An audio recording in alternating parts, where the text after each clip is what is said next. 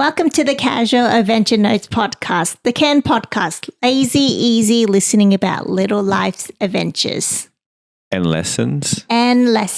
I'm Doz. And I'm Devy. We're up to episode 30. Do you want to put him here? Oh, we have a fluffy dog that's kind of like in my lap at the moment. Every time he hears the clapper, he gets a little bit freaked out and tries to cling to me. However, he's in the way, so I'm going to just shove him over so he can have his own seat. Okay. There you go. All right. He has his little middle seat now. A little bit anxious, but he'll be okay. We have another dog as well hiding behind this laptop. Let's see if I can show him really quickly. I don't know if you can see him, but he's there. Little Cavalier, he tends to just sleep through the whole thing. He's a little bit older. Down, Archie. Yeah. All right. Oh, wait. That's okay. Let's reset and hopefully the dogs chill out a little bit more in the next few minutes by going through our palate cleanser. He's a bit of a mama's boy. All right, so we are just on 101 things I learned in business school. Let's go with 87. 87, that's...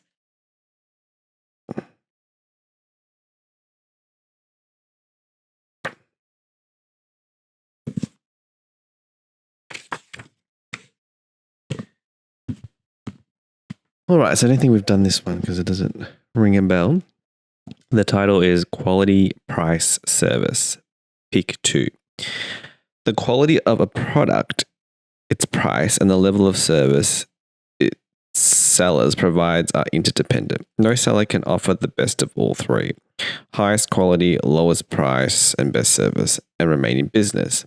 A discount store that offers high quality merchandise at low prices will necessarily provide minimal personal service. A store selling the same merchandise with a high level of attention from staff will charge a higher price. In project management, 3 similar factors are in play: quality, price, and time. One can prioritize only 2 of them, and if one of the factors is changed after the project is begun, a suddenly tighter schedule, a demand for better work, or a budget cut, you must change 2 of them. A request for higher quality means one will have to pay more or expand the schedule. An accelerated schedule will require paying more or accepting lower quality. A reduced budget will mean a slower schedule or reduced quality. And then the picture is just a triangle that has quality, price, and time. And I think it's just sort of the choice between 2. And that's it. Quality, price, quality, price, and time. Service. Wait, there's 4? No, there's 3. Quality, price, service. Quality. That's like referencing in business, and then in project management, there's quality, price, and time. Okay, yeah, that makes sense. Quite relevant to today's main course. So let's just get straight into it. Did that make sense to you? Made sense to me. Okay, all right. It's basically like these are kind of if you categorize or summarize everything into what you would need for success, these are the 3 like overarching elements of a business. However, it's very challenging for all 3 to coexist at its highest level. So they always say pick 2. Yeah. I think that's actually right. I don't think there's any... I'm trying to think of a successful business that has all 3. It's not to the peak. There's definitely businesses, I think, that finds a good balance between all 3. But then the reality is, even if you find that balance, you can still have a handful of people complain about certain aspects of it. How about like Uniqlo? What about them? Like they've got good price, generally good quality. The service is generally pretty good. Like they're always folding clothes. That's what I always see them folding and refolding stuff constantly. I think that's like a nice balance between the three. I mean, there's obviously like, things at the end of the spectrum. Like you have, luxury stores, really high quality, very high price though. And then you have sort of, maybe like Kmart or something, which is low price, like low, medium quality. I think Uniqlo are considered a very successful business because I think the owners are in the top millionaire lists or whatever. Billionaires. And they have a lot of good reputation. So I do agree. But at the same time, they aren't at the end of all the scales, like you said, because there are alternative brands that have better quality. There's alternative brands that have a better affordable price points. What I'm saying is that they've probably they're in the middle, with everything. Yes. And I think that's their strategy to kind of meet the middle and therefore serve a middle class, which is, I don't know if you would say it's the masses, but it's definitely a high reach. Compared to what came up? Like a luxury brand. They're high quality, high price, high service. They're technically high in all. But then in terms of, from a business point of view, in terms of acquirability, is that the right word? No, when you can accessibility, it doesn't actually hit a market because not everyone can afford that. Yeah. Okay. So, sorry, I probably ruined the segue into whatever we're going to talk about. But anyway, let's pretend I didn't ask questions or say anything. Still relevant. So the main course today is food related. It's about McDonald's. McDonald's, if you are listening, you most likely know what it is, but it is a very, very popular fast food chain that was founded in, I'm going to say the early 60s, 70s, around then, but probably really blew up during the 80s, 90s is when I remember them popping up everywhere. Well, I mean, we're both born in the 90s and we wouldn't have seen it in the 80s, but I remember definitely having it the popularization was during the 90s and then even the early 2000s. Yeah. Well, they just started popping up more. I mean, they're still popular, nowadays, but I think that was anyway, sorry, keep going. It's just one of those fast food places that I think if you've had it growing up, it just becomes like a consistent staple. I wrote something online that day. I'm I think people underrate how much I like McDonald's. It's interesting because as you get older, you are kind of forced to look after your health a little bit more because your body lets you down because of health reasons that just come up organically due to aging. So you end up becoming more conscious about what you put in your body.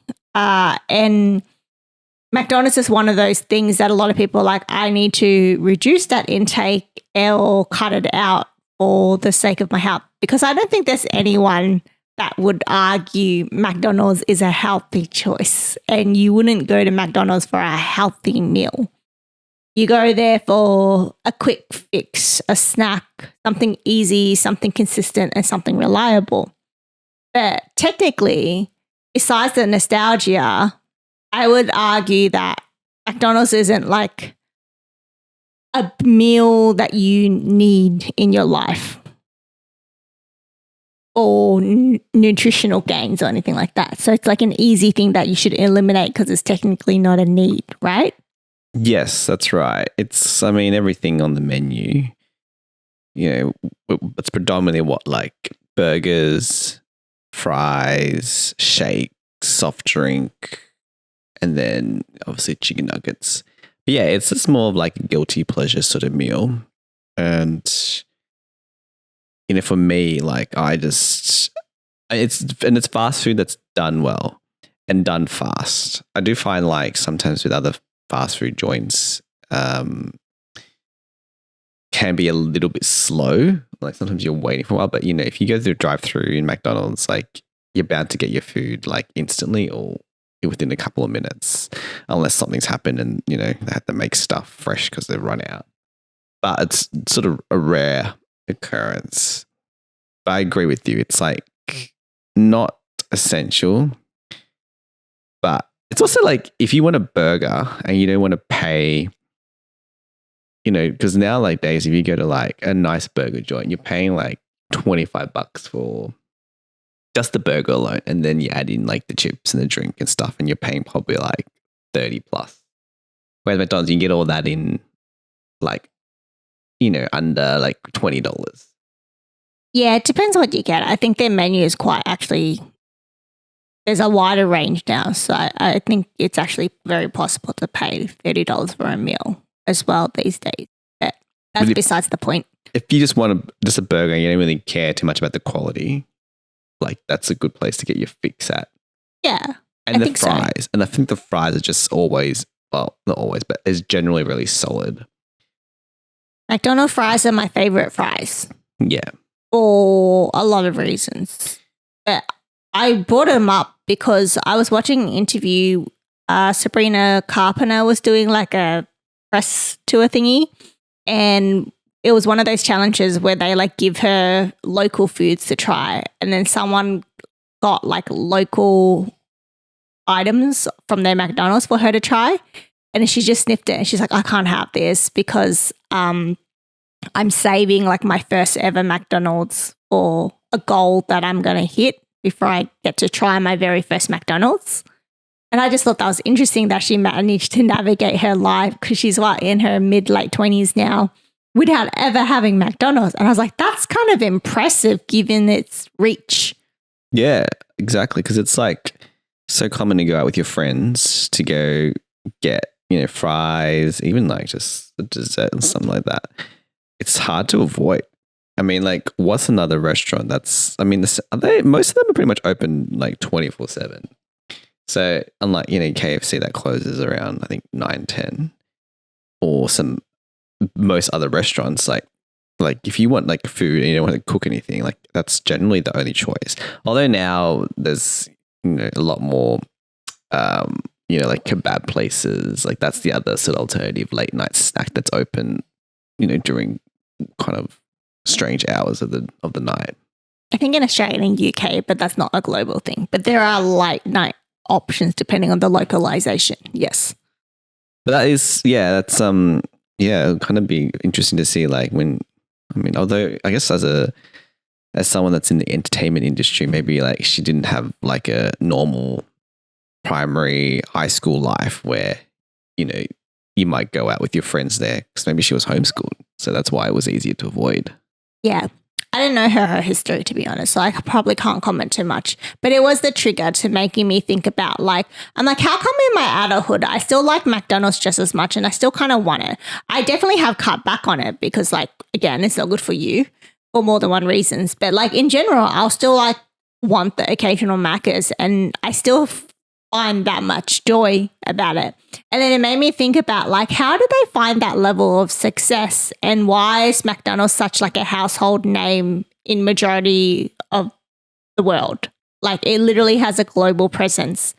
And then it made me think about like how it compares to other fast food joints. And I think like if you ask like random people around your circle, like you'll get a few people who kind of like go, oh, you know, my favorite's actually XYZ because they'll like a specific dish or a specific meal. But if you ever ask someone, do you not like McDonald's or do you ever not get McDonald's? I don't think the answer is ever no. Because even if your favorite fast food joint, verbally you say, I prefer, what's the Hungry Jack's. You're still probably going to get a Maccas nugget meal within the next 3 months. Like, it's just like this like staple in everyone's life. And it's just interesting how they've intercepted. And it made me think about like how it's entered my life. And I think there's a few things that they did really well, at least from my experience. So firstly, it was probably the first junk foodish experience that I've ever had growing up as like a reward meal kind of thing. My parents got it for me because it was affordable and cheap. Like there was a lot of really good meal deals. And then one opened close to our home. And it was one of the first fast food joints. So they wanted a quick meal that was really affordable just to feed me if I was being a little sook and not eating my other foods that they cooked for me. They're like, well, I prefer her to eat something rather than nothing. So they'll go out, spend spare change to get like a whole meal that they know I will eat because it's like junkish food. And it was just like there, ready to go, really easy to get. So in a way, it was accessible because of price and also how, in terms of proximity. And that's how I was introduced to it. So that was like, okay, so that's how it got in front of me.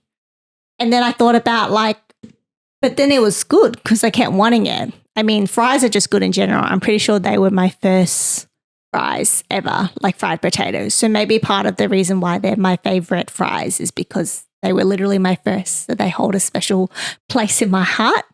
But yeah, I don't know if it was because it's the first fast food I ever tried. Therefore, I have a strong association with it and therefore will continue to like it. Or there's something in it. Like there's a science behind their meals that makes it taste good enough that everyone keeps going back for it. So is the McDonald's your fast food choice, like your number one? Yes, when I thought about it a little bit more, when I was thinking about this specifically. Because originally when people used to ask me what my favorite fast food was, I was like, oh, it depends what I get. Like McDonald's had my favorite fries, KFC had my favorite fried chicken. My favorite burgers used to be the grilled chicken from Hungry Jack's, but I feel like that doesn't taste the same anymore, so I don't like that anymore. And so I used to have like different answers. But then I thought about it and I'm like, what's the fast food joint I will always be okay having and always kind of go back to? And it's always Maccas. Yeah, if it's the only one choice. Yeah. And I think that's made me realize like how much of an impact it has on my life and why it's so successful. And I think even with all my friends and even when you hear people talk about online, it's always like a Maccas run. And there's also a novelty of trying McDonald's if you have the privilege of traveling because you want to try the localized menu items from your McDonald's, even though it's like not special. Like it's kind of interesting that you go overseas to try localized cuisine, but it's not uncommon for people to be like, let's see what's in their McDonald's and to see what the localized item is there.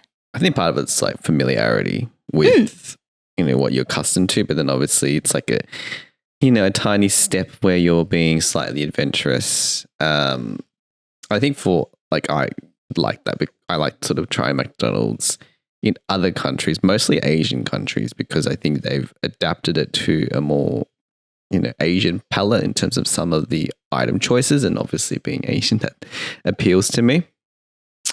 But my sort of like choice of fast food is like KFC. So if I had to like choose only one place I could go for the rest of my life as fast food, it would be KFC. And I think it's because I just like fried chicken. That's like I guess that would be like probably be like one of my like, final, meals. If, what's that thing it's like before you get executed and you have last meal, it would be a fried chicken and it will probably be from KFC. But there's like, it's so funny you talk about like certain dishes from different different fast food. It's the same with me as well. Like I really like the nuggets from KFC. I find them to be really soggy and just lacking in flavor. Whereas McDonald's, I love their chicken nuggets. And they're my favorite chicken nuggets along with Red Rooster. And part of it's because it's a bit more crispier on the exterior. And then the sauce selection, which is like so important, and they're just on like your sort of mention around like, trying different McDonald's in different countries. The thing that I really enjoyed trying the most is the sauces because they have different sauces. And I think Maccas is trying to, they used to have the basic sauces. And that was all you would see. It's like your sweet and sour, your barbecue, your mustard, and your tomato sauce. But now they're like releasing like all these like special limited time sauces that you can get. Like, I think they did like a collaboration with BTS where they did like a Cajun and was another, I can't remember what the other flavor was. Like, I think it was just a Korean. It was like they called it a Korean sauce. Korean sauce. And then the Szechuan sauce, like that was really tasty. And then I think at the moment they've got like a hot honey sauce, which actually Red Rooster did first. So it's like I almost like want to go to McDonald's because I'm like, oh, I just want to try this sauce. I buy like, 24 pack of nuggets and then, just have to, and get the sauces to try, what they taste like. It's almost like a thing around having to, I think the whole thing about making it limited also gets me coming back to them. Whereas I think KFC is like, they're generally very consistent with their menu. It doesn't really change much. They'll offer like a couple of random items, but there's not as many collaborations or limited things that, change the menu up. I think that's what Maccas does really well, is that they keep to their core, but they're also always introducing like new things. And sometimes things work out and then sometimes they don't. Like, I remember when they try to go all healthy and to like salads, and that lasted for a period. But then, when you think about McDonald's, you don't really associate it as somewhere you go to eat healthy. You go there for like, your dirty burger and fries and the soft drink and, fried nuggets. And that's why I'm actually kind of glad that they figured that out, because, if you want to get salad, then you go to a salad bar or a salad restaurant. Don't go to McDonald's. I don't work there, so I can't say this for sure, but I don't think they were ever going to go down the route of being a healthy food restaurant that you would go to. I think what happened is in the 2000s, a lot of eyes were on what was contributing to a lot of the health problems that people were seeing surface as people learned more about looking after your body. So there ended up being a lot of discords in the 2000s about like access to food. And that's when a lot of people learned that maybe people from lower socioeconomic backgrounds were more unhealthy because they could only access unhealthy food. So they would gravitate towards things like McDonald's because it was the only meal they could afford. And it wasn't just fast food chains. It was also just like major supermarkets. It's like for the longest time, it was more expensive to afford your vegetables and fruit versus your processed meals. Like fresh food was more expensive than frozen food. And that's still kind of the case today. But I do notice that because of the public scrutiny on everything. Scrutiny. Is that the wrong word? Scrutiny. Scrutiny? Scrutiny. I don't know what scrutiny is. But because of all that, I've noticed that a lot of like big companies that can afford it, particularly, they now offer like more options for people so that there's a choice. And I think McDonald's just was responding to that. So they released a menu and options for a choice when you go to them, because they didn't take those items away. You can still get a salad from McDonald's. You can swap your fries for apples. Like, that's that true. all exists. So all they did was respond to what the market was shouting about at that point in time, and they kept with it. And I think choice is important. But you are correct, and they know this as well. No one goes to McDonald's, not no one, sorry, but majority of people who will go to McDonald's don't go there with the intention of looking for a healthy meal. So they don't champion that stuff. Back then, they barely championed it. They marketed it to like the bare minimum where they're basically like, hey, it's an option. But what they do promote are stuff like you just said, like collaborations that they do, special sauces. I think some of their biggest success stories, if I can just talk from observation as experience, it is their innovation. So they had grown big enough that they are privileged with the option of responding to immediate market noise, such as we want healthy options. So they quickly just did something there, while also taking risks to innovate by doing weird collaborations, introducing limited things. And half the time, some of the limited releases, if it's not just to ride a hype train to make like a bit of profit during that season, it's also like a testing thing as well to see what's going to like take. And then they'll just like keep doing it again if it does well. Because I think McDonald's is actually a really nice like business reference of like almost everything that they do well. So I could probably break down their success in a few things. The biggest one is probably the consistency. So I think like what you said was right. They're familiar. That's the word you use. Like even when you go overseas, they're familiar because they have a staple list of items that are just there for every McDonald's. The Big Mac, their fries, chicken nuggets. They have staple sauces, your sweet and sour sauce. I don't know if that's a global sauce actually, or an Aussie thing, but like they do. No, I've seen it. Well, I haven't travelled Big Mac extensively. sauce definitely, and chicken sauce. McChicken sauce. McChicken sauce. Yeah. Their breakfast McMuffins.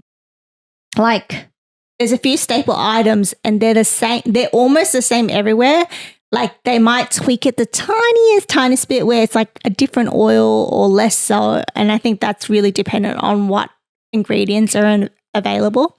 Ooh, actually, I listened to a podcast like literally over a decade ago where they had an ex, or at that time he might have been a current McDonald's chef, like on the kitchen team that like comes up with recipes to test and localize like items for whatever countries or city the McDonald's launches in. And it was really interesting what he was kind of talking about it, because he was saying it's not always just an idea. The business size of McDonald's actually takes priority over everything else, because when McDonald's test something or introduce something, they don't just look at what people want. They look at people want, but more importantly, what is possible to mass produce, because that's their whole strategy, to be able to like have it all the time, easily accessible or like just available, right? So for example, apple pies. That's a big McDonald's thing, right? And everyone's like, why don't they have like alternative pies? But McDonald's is so popular that you can't just like take a fruit and turn it into another pie, because the resource might not literally exist. So I think the example he gave, if my memory serves me correctly, he's like, because we did a blueberry pie special once, and it took off, and everyone's like, bring back the blueberry pie. And the only reason it can't become a permanent item is because there is physically not enough blueberry distribution in order for that to be a permanent item for McDonald's worldwide. Like it's just physically not possible without like taking all the blueberries, and one Maccas won't do that. Plus then it becomes this like supply demand thing. Imagine not being able to buy blueberries in your supermarket because Maccas have like dominated all the suppliers. Insane. Like the economic impact that they can have. Like that's how big they are. Okay, so that makes sense why sometimes it's limited releases of certain items. But that also creates a bit of like, hype, so that when it does return, people are like, all right, let's go get McDonald's. And obviously you're not going to go there and get one item. You're going to go there and you get other stuff as well. Yeah. I think so. And I think they're very good at playing into the hype. So yes, they innovate by trying new things and exploring stuff and seeing if it works, and then they'll keep doing it if that's the case. And they also watch trends and adapt to it quite quick. So when everything became digitized, they were so fast to build an app and growing out their app to like not only facilitate online orders, to do delivery within it. Now they do gamify in it. Now they do like coupons targeted in it. But that's what I mean. Like the digital era raised up, and then they raised with it. Like they notice everything that goes on because they're big enough and they can afford it, and they respond to it. Like it doesn't matter if it doesn't work. they can afford that risk because they know it pays off if it does. Because the sauce comment's a very good one because they've always been popular for their Big Mac sauce and their McChicken sauce because that's like their kind of like signature, especially the Big Mac sauce. I think they really made that a part of their brand and it is really nice. It's like a nice balance of everything. But I think the spike, at least in the last decade of them doing a lot of like seasonal sauce releases and sauce collaboration that you mentioned, like with BTS, I think that came from, they always did random collabs and random seasonal release, but they were pretty like just like stock standard what any kind of food restaurant might do occasionally, especially like the ones with franchises, like fast food and stuff like that. Like that's a normal thing to do, right? But I think what happened was in pop culture, when Rick and Morty made the Sichuan sauce popular, when that blew up in that episode, like they dedicated a full episode to it, and then the internet went like viral about it afterwards. Maccas is like, oh, the attention is on us and their sauces. And then suddenly within the next year, they did all these collabs and like random releases, and then they kept with it because then suddenly they got all this engagement and people were watching them. So they're just like, all right, might as well take advantage of this because sauce is like one of the easiest things to make money off as well. It's like, I can't imagine what the cost of goods, profit margin is on that. You kind of buy like nuggets and fries to dip your sauce in. I wouldn't think you go there just to buy the sauce, although actually you could. I think you can buy on the app. But I think you're right. Their app is probably the most user friendly and probably the most like it's the one where you can like customize all your orders a lot, and it's done in a way where it's very easy to do. You know, the other, I think KFC and Red Rooster is probably a little bit behind. Another thing I really like is the shaker fries. Like every time there's like a new flavor of seasoning, I would always go try that because, you know, again, it's like, you know, I guess is seasoning sort of in the same as like a condiment, I guess? Well, yeah, because you would say vanilla salt or truffle salt is a condiment, I would say. Anyway, maybe it's the whole thing around condiments, and maybe I'm just excited about condiments because I like love adding sauce, you know, and seasoning to all my food. It's probably too much and excessively. But yeah, I think Maccas, they've done a really good job. I remember that time this was also a period where I think when grilled became really popular, and it was around like having more gourmet burgers and burgers you can customize. And they had that thing where they like tried to go fancy. Oh yeah. And like you could literally design your own burger. There were times when they like released burgers that had like Wagyu beef, Angus beef. And again, like I think that was sort of adapting to the market and saying, oh yeah, the market's responding really well to, you know, more expensive burgers with more fresh and premium ingredients. And so they did that as well. I don't think I ever tried that. Did you try when they had it out for like a year or two? I didn't try when they had the special like Wagyu burgers and stuff, but they've made the Angus beef burger a permanent item in Australia. So I've tried that and that's pretty nice. It's like a thicker beef patty. Oh, yeah. So it feels like not a fast food burger because of the size of the patty, honestly. Yeah, because the general patty for like your cheeseburger is pretty white and a little pale and white looking, isn't it? The other thing was like, because you're referencing the Rick and Morty episode, there was like that Simpsons episode around like a rib sandwich that like was apparently like super addicting and everyone wanted it in the Simpsons episode. And I think McDonald's, like, I'm assuming it was based off McDonald's and when they were doing rib burgers. So they would occasionally bring that back as well. Yeah, so they still do that. Oh, they do? Okay. But yeah, they've got a really great sort of team around sort of the marketing and product development because they always seem to sort of come out really fast with matching what people want and see and what is popular in the moment. I think what they're really good at is crafting shared experiences because it's so consistent no matter where you are in the world. When a group of people have an experience, it's the same overseas, and then it's relatable, and then people see it and then they want the same experience. And I find that interesting because, for example, I think part of the reason it has a positive connotation in my head because a lot of fun memories, like Maccas is like just somewhere in it. It's not the main event or core memory, but it is. It's like thinking back to your youth. When, for example, some of my stories are, I remember with all my close friends when we first grew up and the first few of us could learn to drive, there was only so much places we could go to as kids, and there was only so much things we could do because we're students without money. Something you could afford to go out for a meal. You can't go out to a nice restaurant, but you can afford a Maccas meal. So you would like go out to get to a Maccas run and get that.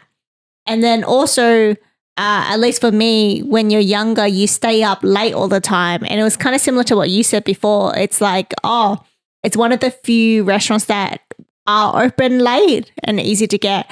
And some of my fondest memories of hanging out with some of my friends in my youth is like going out to Maccas at unreasonable hours, buying like fries, a bunch of nuggets and whatever else, and coming back together and eating it at like a park or something stupid like that. And they're like some of my fondest memories. And so that's like one side of it. And then on top of that, if you choose to drink or go out late, it also is a common meal that you eat after a night out. So it's almost the last thing you do on that night out. And so if it's a good night out, it's like retained as well. So suddenly it just has all these like positive associations with all these like bonding experience that you have with people. Like how funny is it that Maccas is something that you eat together more often than not?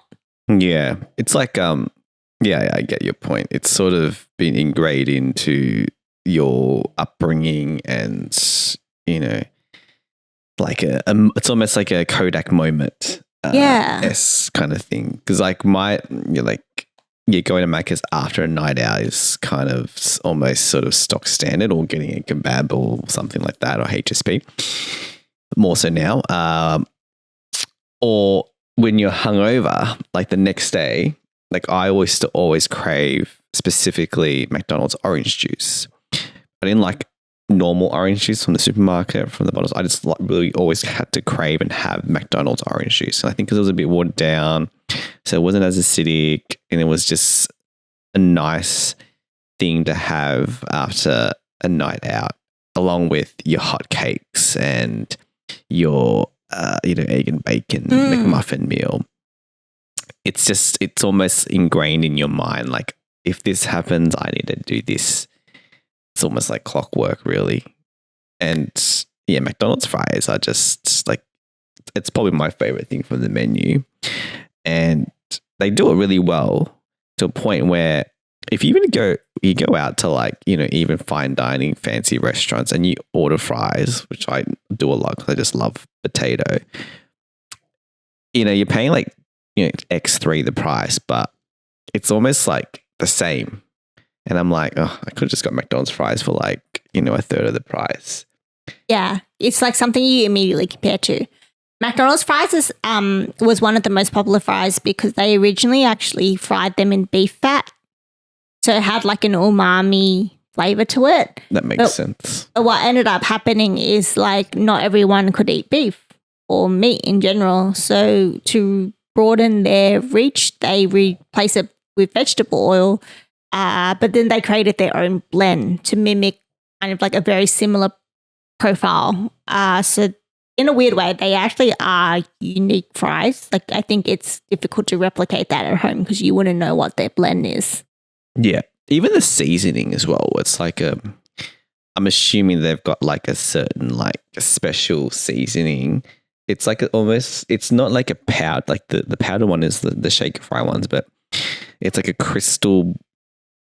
Yeah, I don't know what salt they need. And it's just like always the perfect amount if on a good day, It's yeah. Obviously, like you said, you know, it's kind of like you think of McDonald's. You know, you go to like I'm going back to like Japan, and in Japan it was really common that certain restaurants will only sell sometimes one dish, and they will perfect that dish, and that's the only dish they'll sell, like one type of ramen or a fried, croquet or something. That's all they sell, but they work years on perfecting it to make it the best. I think McDonald's has kind of reached that point, but obviously their menu's a bit more expansive, but like they've perfected the fries, the nuggets, the cheeseburger, the filet fish. Filet fish is actually something that is kind of like you either really like it or you just hate it.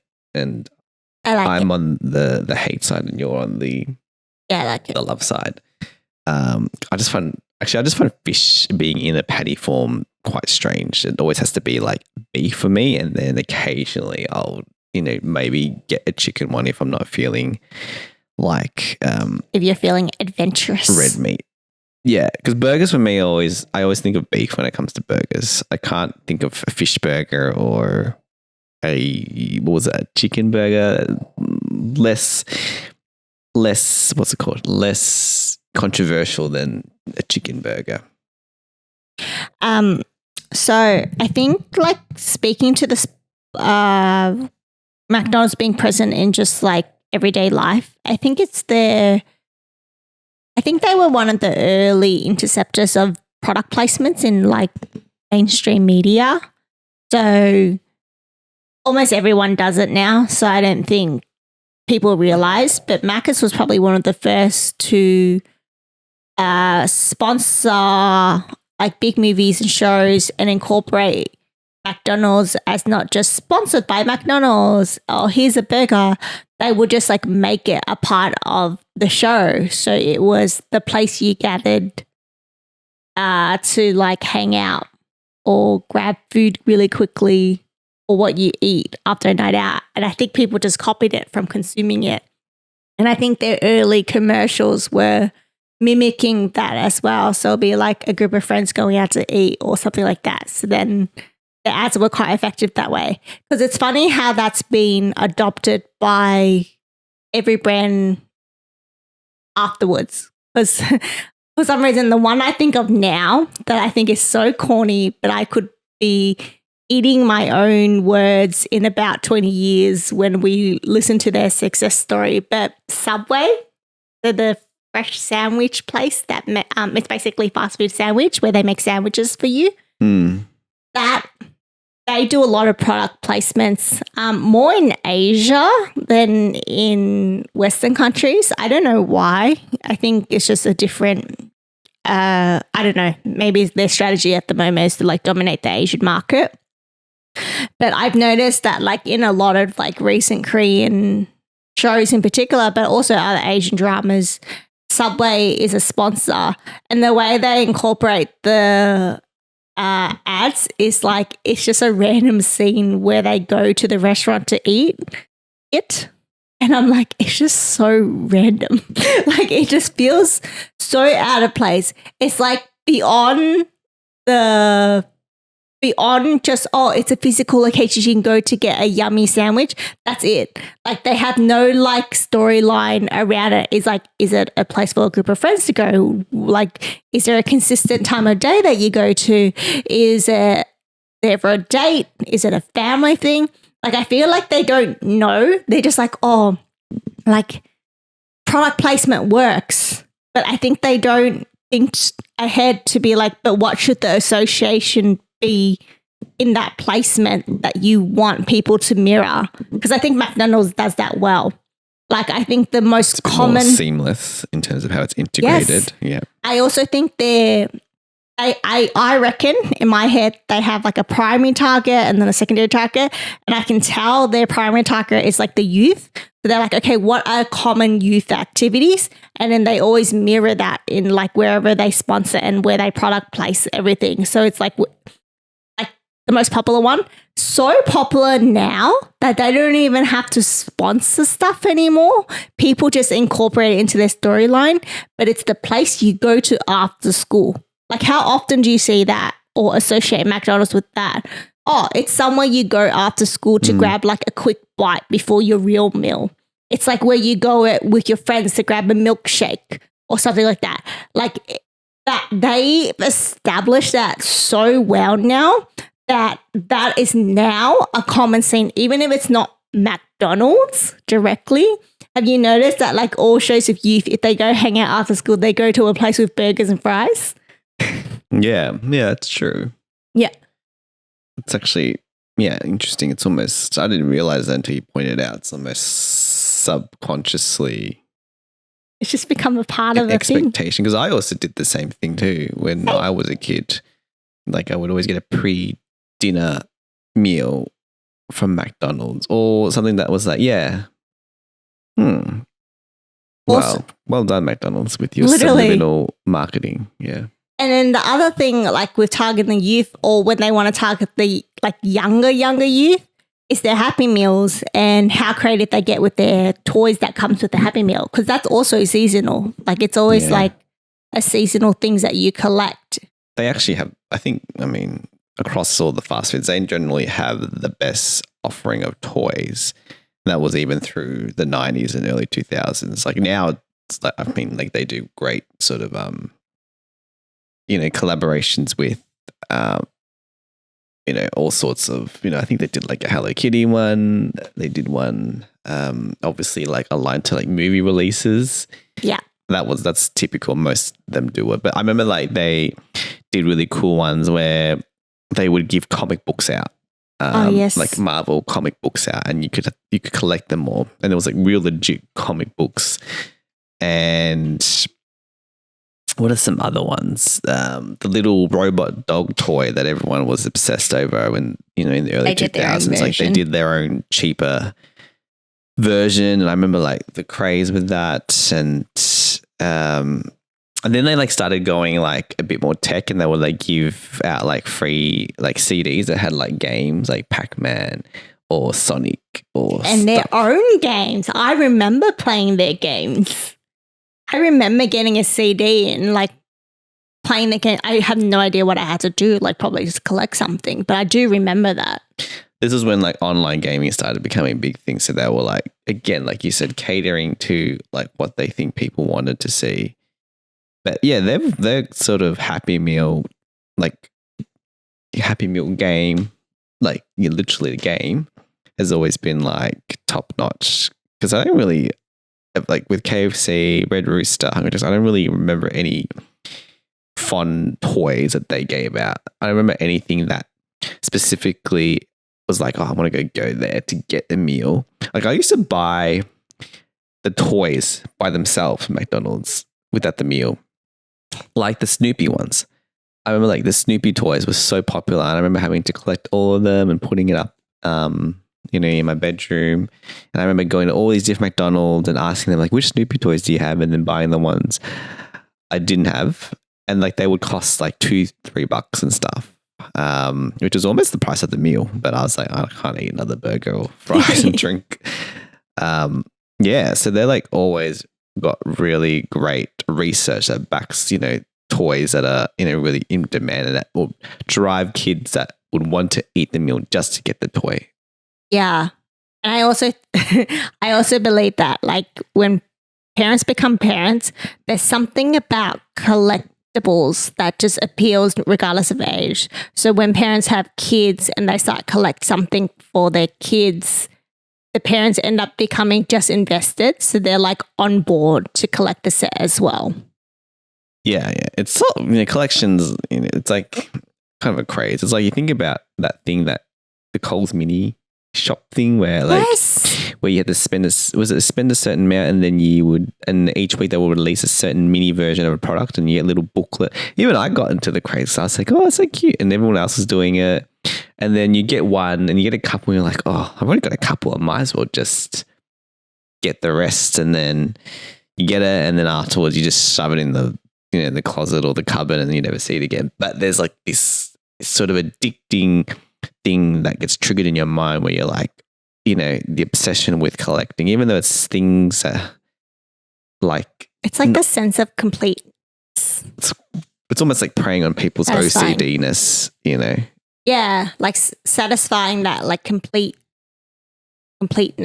like being able to finish a set of something. Even though the things that they represent, you don't have any interest in. Like, Yeah. why do I care about a mini sort of little packet of chips? They're still doing too really well. So there's major supermarkets in Australia. They're still doing those like seasonal releases where they become collectibles because all the community Facebook groups, like literal community, like neighborhoods, majority of the popular posts are people going, I have this one. Who wants to trade? Looking for this one. It's wild. Yeah, I think I sent you once because I couldn't make it to trade like with some random person on Trading Post or what's the other random website that it wasn't Facebook Marketplace, but just to meet up and just exchange a random little mini for something else that I had. That was crazy. And I remember like when they were doing those like Lion King little figurines. Was it Woolies or was it Coles? I can't remember. Yeah, one of them. And the craze where you had to spend a certain amount and then certain products where you get double the pieces to, packets to open up and stuff. I remember I would deliberately buy stuff just to get those things. And again, it's all shoved in some random closet and cupboard that I don't really look at again. But, during the time it was like this, whole, freaking fiasco and sort of hype with it. I know. I mean, that appeal still applies for a lot of things. There's something about it. And yeah, Maccas did that really well. I feel like it's not as, I don't know if it's just because I'm not a kid, so I don't not the demographic. I don't go for Happy Meals and stuff anymore, so I don't notice what to collect. But I swear, like, no, you know what? You're right. I'm just not the demographics. I'm not seeing it. Who knows? Kids are probably collecting something and they're probably going to talk about this in like 20 years as well. A Happy Meal is not going to fill an adult. It's like either a cheeseburger and small fries and a small drink, or like 3 nuggets and small fries and a drink. For me, when I go to Maccas, I choose stuff based on what's like a deal or promotion. And then obviously the 24 nuggets, like that's just kind of a staple because that's also like quite still affordable. It's like, 10-ish, 11-ish, $12, which is actually really strange because that's like that 24 nugget thing is a deal, but it's cheaper to buy 24 nuggets than it is to buy 20 nuggets. And I think it's because McDonald's has had this long-term deal on nuggets at a certain number of nuggets where it's cheaper than buying a slightly lower amount. So yeah. And they've kept that deal going. And so, you do not, I'm sure there's people that buy like 9 nuggets and, a like lower amount, but it's almost like become ingrained in, Australian culture that we expect that McDonald's has this deal where it's an obscene amount of nuggets for a cheaper price than buying a lower amount. And they've kept that on forever. And they probably can't remove it because there'll probably be like a whole bunch of protests and be like, hang on, this is like a staple. Yeah. Maybe. I also think chicken is the cheapest protein in terms of cost of sales. So I think they would make a lot of money selling, like encouraging people to buy chicken nuggets is probably one of their better profit margin options. Yeah. I remember when they tried to do like more substantial chicken. Again, this might have been during the phase of like substantial, like not nuggets, but like actual like chicken wings, like drumsticks and stuff. And they were like, I don't know. Again, was riding the wave of when like fried chicken was becoming like. I mean, fried chicken's always been popular, but like when like Korean fried chicken places started popping up everywhere. Yeah, they did it. They couldn't do it, and then they stopped doing it. And they tried doing their own little like popcorn chicken equivalent of KFC. Fail fast. It was very effective. But you can always give props to them. They will always sort of try something out, know when it works or doesn't work, and then give up on it. And obviously keep to their sort of core items and what makes them, like you said, a sort of staple for, every family and kid. I think that's actually the true formula to success. It's actually not finding the right thing straight away and being able to find success. It's the acknowledgement that failure is going to happen. So the faster you can fail and the faster you take your risk and see it, it's the faster you can like stop doing what doesn't work to find what does work. Yeah, that's right. It's like you won't know until you try. Totally. And it's like, what's that thing? That's like a whole saying, I'm sure, about like, you know, if you don't take those risks, you know, you're not going to get any reward. Or what do you say? The path? What? Path to success is something. Paid with failure or something. I only know the other one about the path. The path, no. The path to good intentions is paved by, oh my God, I forgot that one. But it's the concept is basically like just because something's well intended doesn't mean that it's good. I actually think KFC's sort of taken a page out of McDonald's books because I've noticed like they've become a lot more experimental. Like they're doing like nachos now. Yeah, it's weird. They're doing a banh mi now too.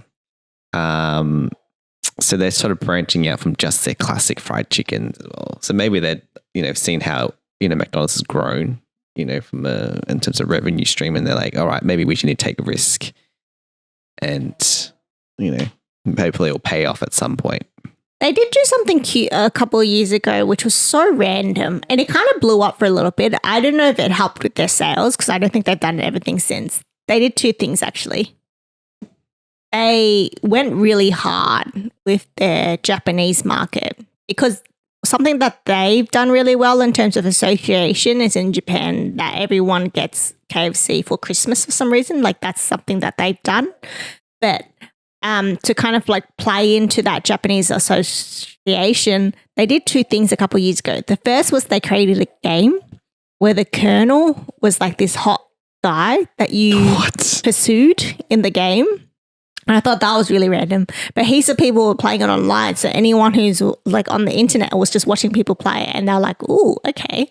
And then the second thing they did, they ran little short form ads on all the social media platforms like TikTok, Instagram stories, YouTube shorts, where they released like episode ads. I think it was like every fortnight where it was like I can't remember off the top of my head. It's like two special shakes or something falling in love. And then it was voiced by like famous Japanese voice actors. So it had like this deep voice for the male that was like pursuing this robot. It was insane, but it worked because like it got, these days I think online ads, if they're obviously an ad, they don't get a lot of engagements anymore. Like you don't get a lot of likes or comments and stuff like that because everyone's like, oh, ads skip over kind of thing. But with theirs, they've got like a lot of comments, shares, likes and stuff like that. So it was somewhat successful. Maybe it was just kind of like, this is so random that it's like become a trend. Yeah, pretty much. It was pretty funny. Anyways, speaking of joy and things that make us smile or laugh, let's dive into our desserts. So desserts are a intentional moment that we like to take to acknowledge and appreciate the sweet moments of our lives, whether it be something we just think of, something that's happened recently, whatever it is. Do you have one? It's funny enough, I think I did one like we talked about drive-thrus like a while ago. I'm not going to use it again, but I was actually just thinking about like fridges randomly and just how useful and convenient they are, particularly freezers. Like there's so much like stuff that I buy and then freeze and then eat over the course of months. And you kind of think about like, how did people like, you know, preserve food like for a long time? I know they use salt and there's this whole thing around, there's also this whole thing around eggs. Like, do you put eggs in the refrigerator or do you leave them out? Like there's a whole debate about whether, you know, what's the most optimal sort of storage for eggs. But anyway, I'm very grateful to having, you know, the invention of fridge and living in a day and age where we have fridge and freezers because I think we both tend to like buy a lot of stuff, and even when we go out we have a lot of sometimes leftovers and stuff, and like it just allows us to be able to like not waste food. and enjoy it over the course of a couple of days. Obviously, like there's a lifespan to stuff, even if you store it in the fridge and freezer. But yeah, grateful for that because it just is another sort of convenience in life that you don't really think about. And I was just sitting there staring at it and I'm like, pretty much like every household has like this random little gap in the wall and that's a place for the fridge, like that's been made for a fridge. And you kind of think about like, how do they know what size to put it? Because there's a lot of fridges of different sizes. So you pretty much have to buy a fridge to fit that size.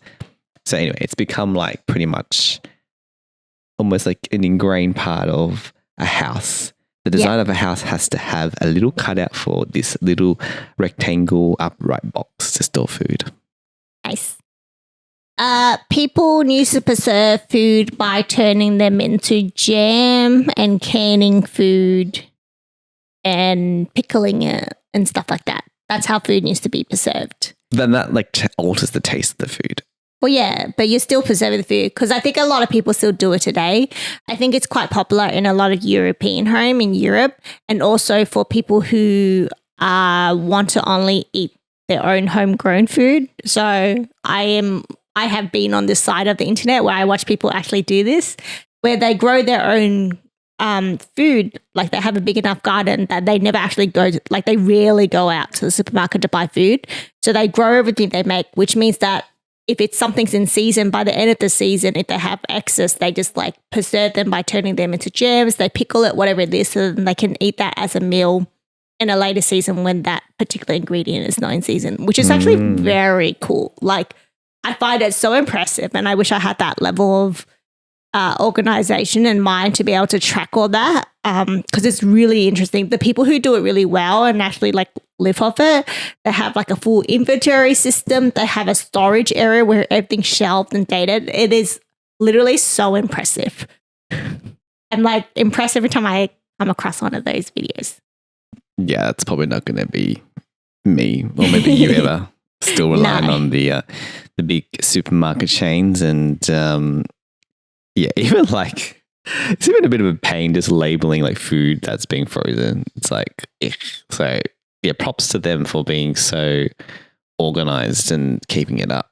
I guess I have to because it's not like they've got like an expiry date on the packet or something because they haven't bought it. Yeah. What am I grateful for?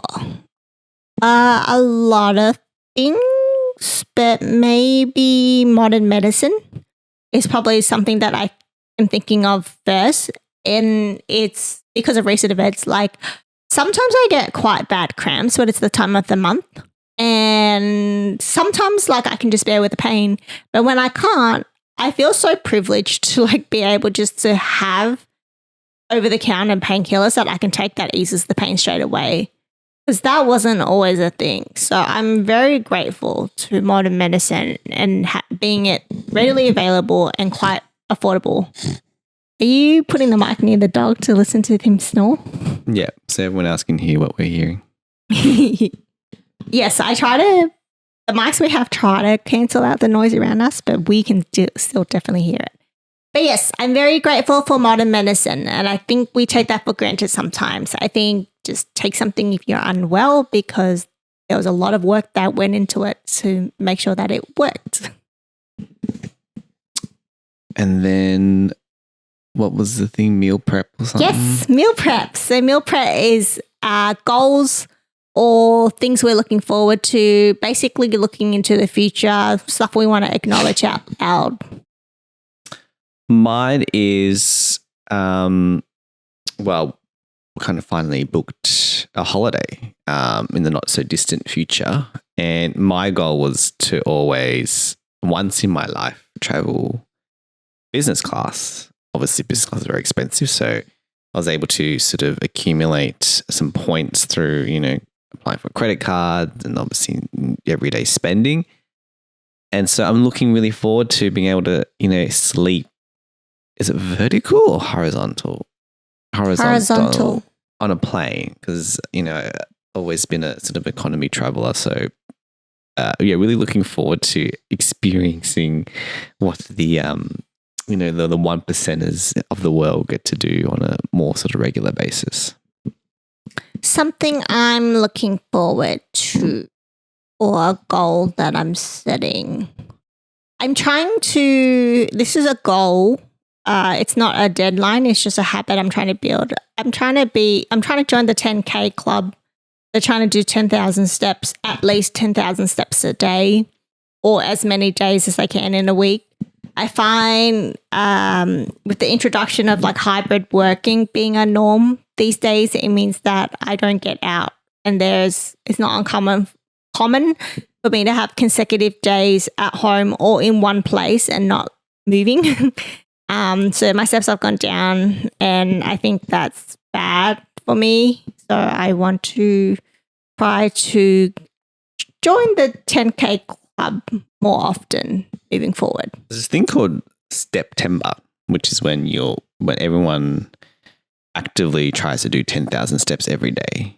And then it's like a whole sort of thing for charity donations and stuff like that. So you got till September, you could maybe get some friends and work colleagues to join in with September. That's cute. Yeah. Cool. All right. Well, that's about it. Thank you so much for tuning in, listening, watching, whatever you're doing, wherever you are in the world. We are grateful and we thank you, and we'll see you next time. Catch you later. Bye.